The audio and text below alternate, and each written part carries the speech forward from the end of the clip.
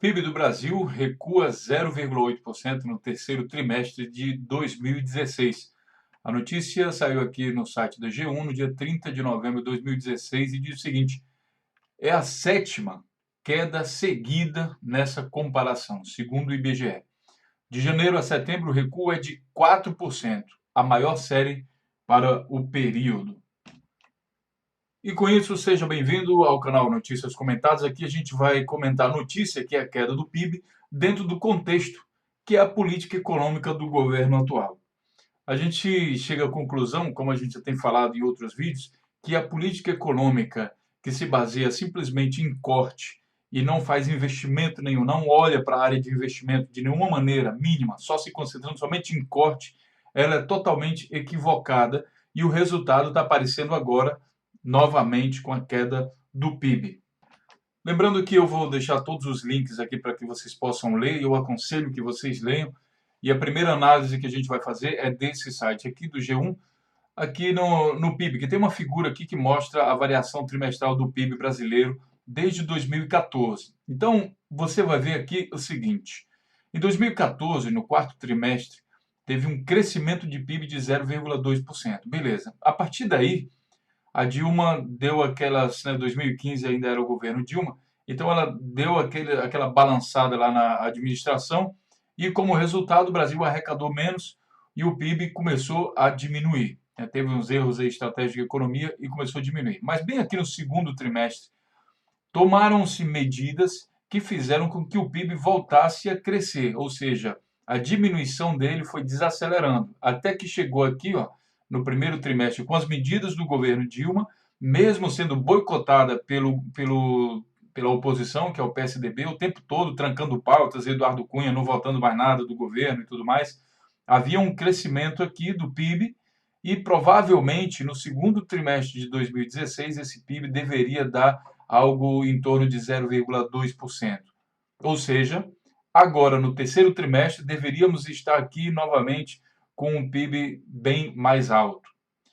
Mas não, o que houve no Brasil? Houve que, primeiro, a sabotagem do PSDB em relação ao governo da Dilma, né, fez com que houvesse a mudança de governo, que aconteceu justamente aqui no segundo trimestre. Com isso, a confiança na economia ela já estava bastante diminuída devido à crise política inicializada por esse cidadão aqui. Aécio Neves, que nunca se conformou em perder a eleição e por pura vaidade, como eu digo sempre, ele praticamente inicializou o golpe, aliás, ele inicializou uma crise política em todo o país e essa crise política houve uma contaminação, então, de uma crise econômica. E, sinceramente, na minha opinião, e aqui eu deixo bem claro, essa é a minha opinião, baseado nos fatos que eu apresentei nesse vídeo aqui. O Aécio é o pivô de tudo de ruim que está acontecendo no Brasil de hoje. O nome se tem alguém que pode dizer assim, é culpado, o início dessa bola de neve ruim, dessa tempestade ruim, chama-se Aécio Neves, porque perdeu as eleições de 2014. Esse é o cabeça de todas as coisas ruins que estão acontecendo no Brasil de hoje, baseado nesse vídeo aqui que vocês podem ver. Vou deixar o link aí para vocês. Seguindo, então, o contexto, né, do próprio programa de governo que era do Aécio Neves, que não passou nas eleições, né, que está sendo aplicado agora, o governo, então, em 2016, ele resolveu fazer o quê? Cortar investimentos, inclusive investimento em área básica, como saúde e educação, e cortar qualquer outro tipo de investimento. Aí você vê aqui, olha, a própria notícia diz assim, investimento em queda. Contrariando a melhora dos índices de confiança de empresários e investidores no terceiro trimestre, os investimentos que também são incluídos na composição do PIB voltaram a cair. Quer dizer, quem são esses empresários e investidores que sabotaram também o governo anterior? Ah, não, a gente só tira Dilma e automaticamente vai crescer tudo. A gente corta tudo que é investimento e aí a gente também corta, entrega tudo e deixa tudo para a iniciativa privada, que ela é a santa iniciativa privada que vai resolver todos os problemas do Brasil. O resultado a gente está vendo desse tipo de política econômica. Terceiro trimestre, o Brasil volta a cair. E não é um movimento assim, ah, não, ainda é reflexo do governo anterior. Não, não, não, não. No governo anterior, ele próprio já estava resolvendo aqui o problema do PIB. Já estava subindo. Ela fez um erro? Fez, beleza. Consertou, né? O pior foi o segundo trimestre de 2015, já estava voltando a subir. Aqui, no segundo trimestre, no mínimo, ia estar zerado aqui o PIB, ia manter, né? Ou se crescesse. Mas aqui no terceiro trimestre, com certeza, iria crescer com as medidas econômicas. Só que houve alteração, né? E aí essa alteração é investimento em queda. Aí você vê algumas informações interessantes, por exemplo, a composição do PIB. Aqui está dizendo consumo das famílias. Aí você pensa, as famílias, Banco do Brasil vai demitir um monte de gente, Caixa Econômica vai demitir um monte de gente. Como você pode ver aqui nesse vídeo, Temer ataca Banco do Brasil, muita gente vai ser demitida. Depois aqui na Caixa Econômica, Temer investe na quebra da Caixa Econômica, que estava dando lucro até agora, ele resolveu reduzir tudo, vai demitir um monte de gente, diminuir o número de agências e tudo mais. O que acontece no BNDES? O dinheiro que estava no BNDES, que é investimento em infraestrutura, em projetos muito importantes para o crescimento do Brasil. O que o Temer faz? Tira dinheiro do BNDES e tira o poder do BNDES de investimento. Ou seja, o cara está cortando as forças que tem o Brasil de investir em crescimento. Então você tem redução do consumo de família. Claro, existe uma preocupação agora, desemprego. Consumo do governo também está diminuindo. Investimentos está diminuindo. Exportações também estão diminuindo. Importações, tudo está diminuindo. Como é que você quer que tenha aumento do PIB com essa receita? Se você conhece a fórmula, como é que você cortando investimento, piorando o consumo das famílias e diminuindo o consumo do governo, como é que você quer ter o maior PIB? Você teria que incentivar enormemente as exportações. Mas o que o governo Temer faz no sentido das exportações? Ele, ao cortar os investimentos nas empresas brasileiras, ele faz com que as empresas brasileiras também diminuam a sua capacidade de exportar, certo?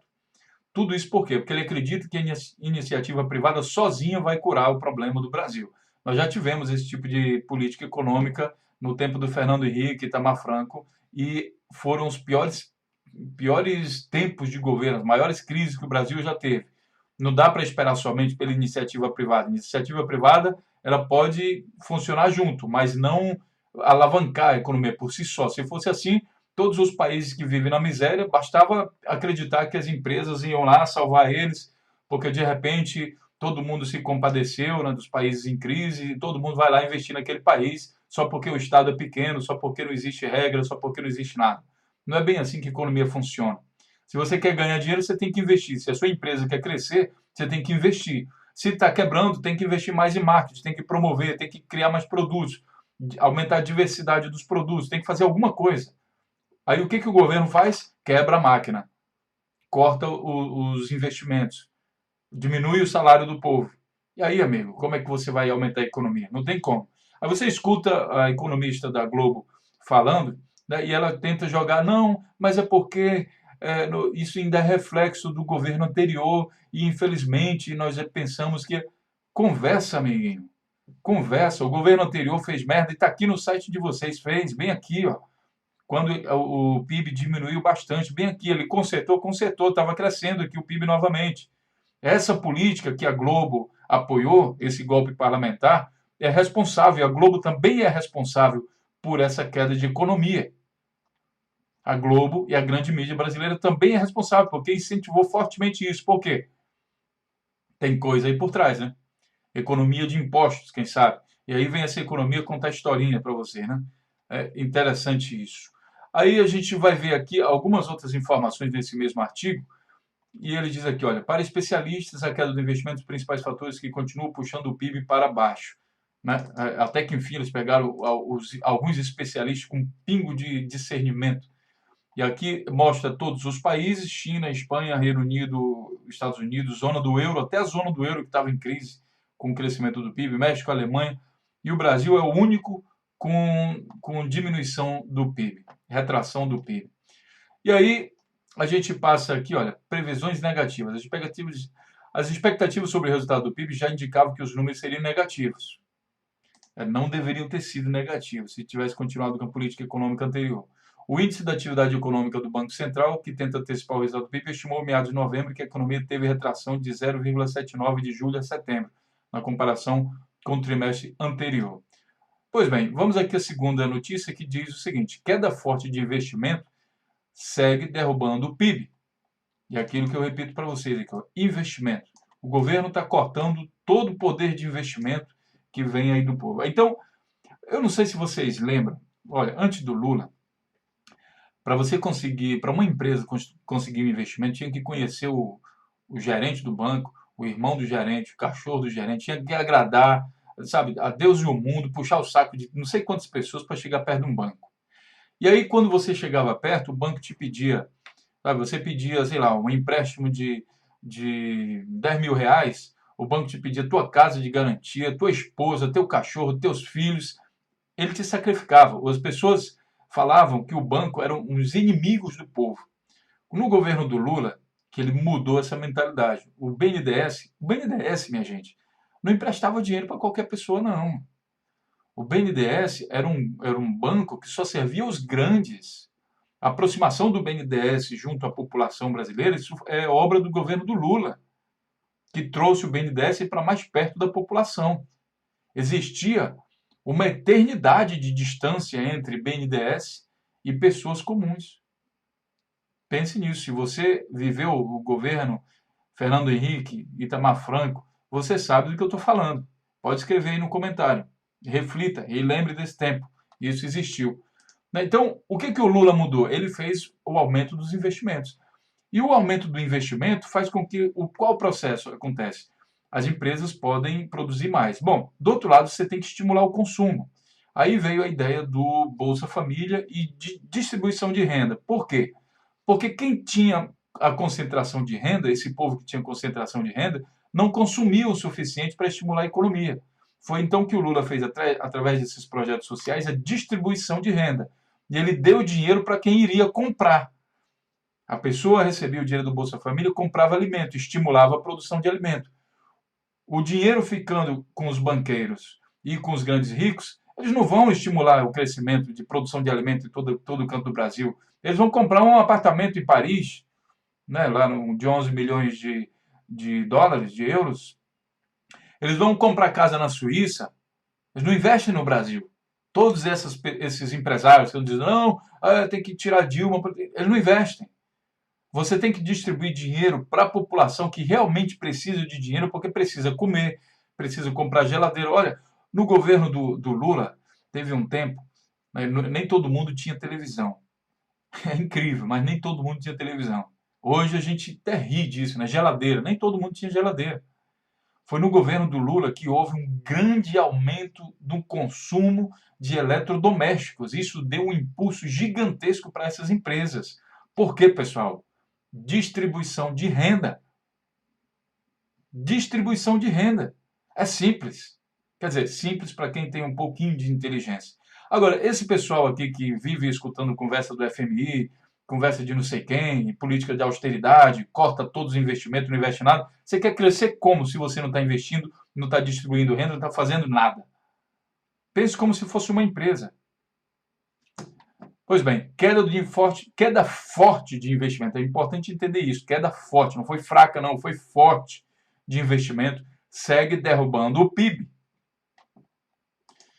Mesmo com queda no quarto trimestre, o governo mantém projeção do PIB. Quer dizer, nós vimos que a queda estava acumulada em 4%.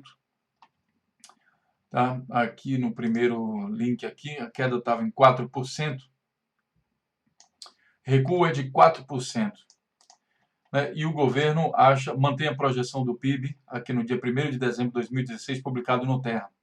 Ele mantém a projeção do PIB para 3,5%. Aqui, segundo o secretário de Política Econômica do Ministério da Fazenda, Fábio Kantsuk, não há motivos para alterar as projeções oficiais de retração de 3,5% em 2016 e crescimento de 1% em 2017. Eu me pergunto se esse secretário sabe somar e subtrair. Sabe, às vezes o camarada ele faz cálculos tão complexos, às vezes nem faz cálculos. A gente tem isso muito no governo do Temer.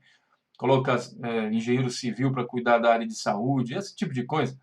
Né? E aí a gente se pergunta, o que te leva a pensar que cortando os investimentos de uma empresa, de um país, sei lá, do que for, que isso vai crescer? Até mesmo numa pessoa. Imagine, você é uma pessoa, com as habilidades que você tem, você consegue emprego e não sei o quê. Aí, de repente, a área que você está trabalhando já não está mais dando. O que você tem que fazer para sair da sua crise pessoal? Não encontra emprego, não encontra nada. Você tem que, de alguma forma, vender o seu serviço, o seu produto. Então, para vender o seu serviço, vai ter que inovar, vai ter que investir em um outro conhecimento que lhe leve a explorar o mercado da melhor forma. Vamos pegar aí, sei lá, uma coisa aí bem simples aí que todo mundo possa entender. Antigamente, tinha, tinha o emprego de operador de telex. Vamos, vamos afundar na história, né? Operador de telex. Depois surgiu o fax. O pessoal do telex, pô, ficou desempregado. E agora? E agora você vai. Precisa operar um fax? Não precisa. Então, pô, então investe numa qualificação para consertar aparelho de fax, porque um dia esse aparelho vai quebrar. Aí depois do fax veio já o computador. Aí você está lá ainda, consertando o fax. E o computador está tomando conta de tudo. O aparelho de fax está desaparecendo do mercado. O que você faz? Você investe novamente, melhora suas habilidades, porque no computador você vai poder trabalhar tanto. Logo no início tinha operador de computador, né? E tinha programador. Então você tem essas coisas, mas também tem pessoas que sabem consertar o computador. E essas coisas vão se modificando, quer dizer, você tem que se adaptar ao mercado, você tem que, a todo momento, tem que estar preparado para investir. Quando o que você está fazendo, seja você como pessoa, como gestão de uma casa, ou gestão de uma empresa, ou gestão de um país, você tem que estar preparado com dinheiro no caixa para investir. Dinheiro no caixa para o governo é dinheiro no banco. O governo Temer saca dinheiro do BNDES, tira o poder de investimento do BNDES.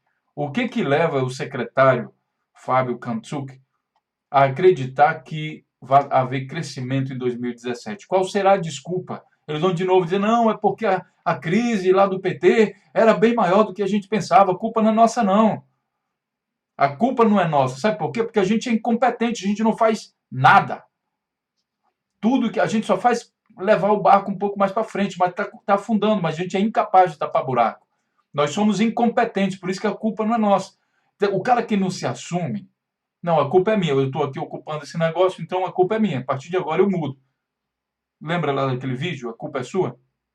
Então, por quanto tempo mais esse governo vai querer ficar jogando a culpa no outro governo? Afinal de contas, ele entrou para melhorar. Se ele tivesse entrado, se ele tivesse falado para o povo, olha, eu vou precisar de um ano dando lenga-lenga aí, enrolando vocês, dizendo que a culpa é do outro, e vamos ver se aparecer algum resultado positivo, aí é por minha causa. Mas se aparecer algum resultado negativo, então a culpa é do governo anterior e eu não sou capaz de fazer, desculpa a palavra, bosta nenhuma. É um governo formado de gente incompetente. De quem é esse programa de governo? Dele. O culpado dessa crise política ter virado crise econômica, Aécio Neves. Esse programa é do PSDB, que a propósito está explorando isso com o seguinte intuito. PSDB, olha aqui a notícia, 1º de dezembro de 2016, Bahia Notícias, que diz o seguinte, saiu também na Folha de São Paulo, tá? PSDB cogita apoiar fim do governo Temer e ter Fernando Henrique na presidência, de jornal. É o famoso golpe dentro do golpe. Então, o PSDB, que está livre de Lava Jato, está livre de tudo, e hoje o Brasil está refém do PSDB, já mostrei isso em vídeo, né? Eu vou deixar o link aí para vocês também, ele jogou purpurina no PMDB, que caiu feito um babaca, o Temer acreditou que ele era o bonitão gostosão, assumiu, tá aí de laranja, o PSDB colocou um monte de medidas impopulares, que o programa de governo que tem aí é do PSDB, colocou um monte de medida impopular, o Temer está fazendo trabalho sujo, na hora que estiver bastante desgastado, o PSDB vai lá e dá o tiro de misericórdia. Só mesmo o burro do PMDB que não consegue enxergar isso, que ele está sendo o babaca da história. Então, o PMDB vai ser aquele partido, e isso vai ser lembrado nas eleições de 2018, é o partido que traiu e depois foi traído. É o perfeito babacão da história. O PSDB é quem causou tudo isso, jogou purpurino no PMDB para assumir a presidência do país. Sabe por quê? Porque não consegue ganhar nas urnas. Aí ele apela para isso aqui. Sabe Deus o que vai acontecer quando o PSDB assumir a presidência do Brasil, né? Sabe Deus o que eles vão fazer, se ainda vai haver eleições em 2018. Porque um partido que tem uma pessoa, Aécio Neves é presidente do PSDB, que tem uma pessoa com essa ambição e vaidade de Aécio Neves, que é capaz de levar todo um país, 210 milhões, 200 e tantos milhões de pessoas, a uma crise econômica, desemprego de um monte de gente, diminuir o crescimento do país, tudo isso somente por vaidade, aí você não sabe, não dá para calcular assim direito o que um cidadão como esse é capaz de fazer, não. Então, continuando aqui, né, o governo, o secretário continua acreditando que eles vão ter a retração de só 3,5% e não mais do que isso, e no ano que vem vai crescer 1%. Agora eu queria que ele explicasse como que ele acredita nisso. Só cortando o investimento, vendendo as empresas do governo, dando às empresas, entregando o pré-sal, através dessa política que ele acredita que o Brasil vai crescer? Será mesmo que ele acredita que o pré-sal sendo entregue, o lucro do pré-sal indo para o exterior, o que o Brasil vai ganhar com isso? Não consigo entender. Como as medidas de Temer vão impactar? Você pode estar achando que eu estou exagerando, mas esse site aqui, essa notícia do BBC é de maio de 2016. E já naquele tempo, o governo tomou as seguintes medidas que explicam o que está acontecendo hoje. Olha, PEC que limita os gastos. Isso aqui está sendo maior confusão. E ele já está fazendo isso, cortando tudo que é investimento, que ele chama de gasto. E aí, além de tudo, ele quer aprovar essa PEC. Aí, depois disso, quer fazer uma reforma trabalhista, botar o povo para trabalhar até a hora que ele bem entender. Vai mexer também na aposentadoria, bota o povo para se aposentar só a partir de 70 anos, sendo que pobre morre antes dos 70 anos, nunca vai chegar a se aposentar. É uma espécie de escravidão moderna, né? Escravidão legal. Interessante que tem muito pobre que apoia essa medida, mas bom, vai entendendo. Aí, retirada aqui dos 100 bilhões do BNDES, como eu falei para vocês, retirou o dinheiro do BNDES. E uma outra coisa aqui que está atrás, fundo do pré-sal. Temer também propôs a extinção do Fundo Soberano, criado em 2008, no governo Lula, para ser uma espécie de poupança dos recursos do pré-sal. A ideia era que o fundo, criado em momento que o governo arrecadava mais do que gastava, seria usado em tempos de crise.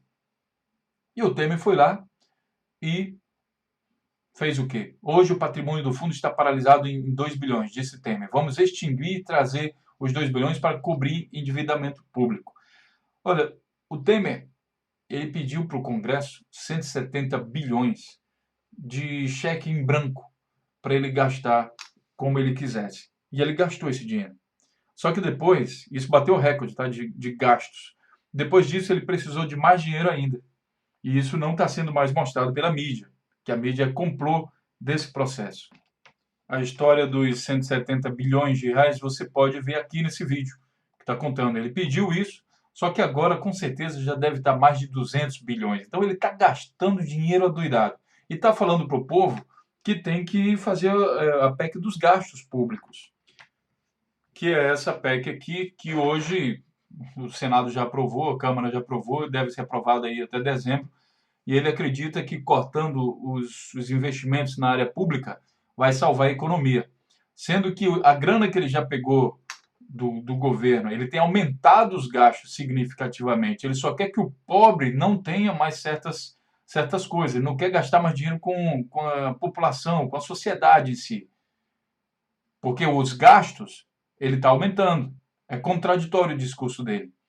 O que é normal para o governo Temer. É totalmente contraditório. E tem gente que ainda acredita que realmente a intenção dele é essa, cortar gastos, sendo que os gastos dele são mais altos. É interessante. Vamos continuar. Um outro aqui descarado, é o Paulo Scaff, que apoiou todo o golpe parlamentar em nome de crescimento, de economia, não sei o quê. De repente ele viu que o PIB não está voltando a crescer, aí ele se sai com uma frase dessa aqui, ó. É muita recessão para um corte pífio da Selic. Banco Central sabota a retomada do crescimento. Ah, a culpa é do Banco Central? Você está de brincadeira, né, Scaff? Um país que não investe, a culpa é do Banco Central. Que conversa? O Banco Central só reage à economia, não é o contrário. O Banco Central não coordena a economia. Se fosse assim, seria muito fácil. Ô, Scaff, onde é que você aprendeu sobre economia? Se o Banco Central tivesse o poder de resolver a crise econômica, apertava lá o botão e resolvia. Beleza, cresce agora para sempre. Não, o Banco Central só reage ao comportamento da economia, que também só reage às ações do governo. Aí o Scaff diz, não, olha, a culpa é do Banco Central. Não é o Temer, não, que eu apoiei o golpe. Não é do Aécio, que eu também apoiei através do golpe parlamentar. Não é desse povo todo que eu coloquei aí, não. Que eu fiz campanha, gastei dinheiro do povo, fiz aquela propaganda ridícula daquele patinho lá, né? E agora eu estou fazendo a população de pato. A culpa é do Banco Central, quer dizer, ele está buscando um bode expiatório, que provavelmente deve ser o presidente do Banco Central, para dizer, olha, a culpa é dele aí. A culpa é dele. Mas, Scaff, a gente aqui do canal do Notícias Comentadas, você não engana. Isso aqui, na verdade, é um descaramento da sua parte de não reconhecer que esse governo está fazendo o quê? Está fazendo merda. Não existe crescimento de economia se você corta investimento. Você que trabalha com a indústria, você deve saber disso. Não está sendo investido, a principal queda aqui é na indústria. Como é que vai crescer desse jeito? E a taxa da Selic? Já era assim antes. E cresceu. Quando o Lula pegou o governo, a taxa da Selic era enorme. E o Brasil cresceu, o Scaff. Eu estou aqui com o link, então, FHC versus Lula, que são os números, aqui no portal GGN. Vou deixar aqui esse link também para vocês. E aqui a gente vai procurar a taxa da Selic, quando o Lula assumiu. Tá? E você tem aqui, olha, a taxa da Selic em 2002 era 18,9%. Foi assim que o Lula recebeu o governo das mãos do Fernando Henrique Cardoso, que dizem que foi a base para que o Lula fizesse coisa melhor, que eu não acredito. Em 2012, quando o Lula saiu do governo, a taxa estava em 8,5%. Aí você pergunta, não, mas de 2012, o Lula ele conseguiu aumentar o PIB brasileiro já no primeiro ano, já nos primeiros 6 meses, pegando o Brasil dessa forma aí, ó, taxa de Selic 18,9%. Ah, o Notícia Comentário está mentindo. Não, pessoal, vem aqui, ó. 2002, estava aqui embaixo. O Lula entrou aqui em 2003. E desde então, ó, 2004, já cresceu o PIB. Ó. Cresceu o PIB. Está aqui, ó. Banco Mundial, referência, Banco Mundial, crescimento do PIB. A partir do Lula, começou só a crescer isso aqui. Ó. Só crescer. O Fernando Henrique, ele pegou daqui de cima, de 95, se eu não me engano, bem aqui, e levou aqui para baixo. Aí você vai dizer, ah, não, mas de 2002 a 2003 cresceu e foi do Fernando Henrique. Aí vou levar você aqui para cima de novo, ó. Bem aqui. Olha o que a Dilma estava fazendo aqui no crescimento do PIB, ó. Estava em recessão e foi crescendo. Aí o que o Temer está fazendo aqui? Diminuindo o PIB. Aí vem o Scaff dizer que a culpa é do Banco Central. Pelo amor de Deus, né, Scaff? Pelo amor de Deus. Se não fosse assim, o Lula não teria conseguido aumentar a produção do Brasil. Então, pessoal, finalizando, se inscreva no nosso canal, compartilhe nossos vídeos para a gente levar a verdade, a reflexão para muitas pessoas. Você pode até não concordar com o que eu apresentei aqui agora. Você pode deixar o seu comentário, você pode ser extremamente contra. Fique à vontade, mas participe do diálogo. O Brasil precisa que pessoas sensatas vão para as urnas votar em 2018. E aqui a gente precisa falar algumas verdades que a grande mídia está comprometida em não falar. É por isso que existe, então, o canal Notícias Comentadas. Eu prego o seguinte, que vocês se multipliquem para que a verdade venha à tona. Criem mais canais, publiquem nas redes sociais, espalhem as notícias, cresçam e se desenvolvam. Porque se depender da grande mídia, se depender do governo atual, se depender do sabotador principal do Brasil, o Brasil ainda vai entrar ainda mais em crise. Eles todos falam em medo de comunismo, ditadura comunista. Mas o que a gente vê hoje, o Brasil que a gente vê hoje, é polícia batendo em tudo que é manifestante que é contrário à opinião deles, se caracterizando numa perfeita ditadura. Todo aquele processo de ditadura que eles incriminam é o que eles estão fazendo agora. É engraçado que eles ficam fazendo o processo de repressão e apontando o dedo para os outros, dizendo, olha lá como eles que são ruins. Por que eles são ruins? Porque eles Se eles vierem ao poder, eles vão fazer isso que eu já estou fazendo agora. Acorde. O Brasil precisa de você acordado, brasileiro acordado. Reflita. Não se trata de esquerda ou de direita, se trata de ter bom senso. E o governo atual está enganando você. E olha, ele está na beira do abismo, só esperando o primeiro vacilo para fazer o quê? Para o PSDB tomar o poder no Brasil. É o golpe dentro do golpe. Deixe seu comentário, compartilhe nossos vídeos e a gente se vê então no próximo vídeo. Um grande abraço e até lá.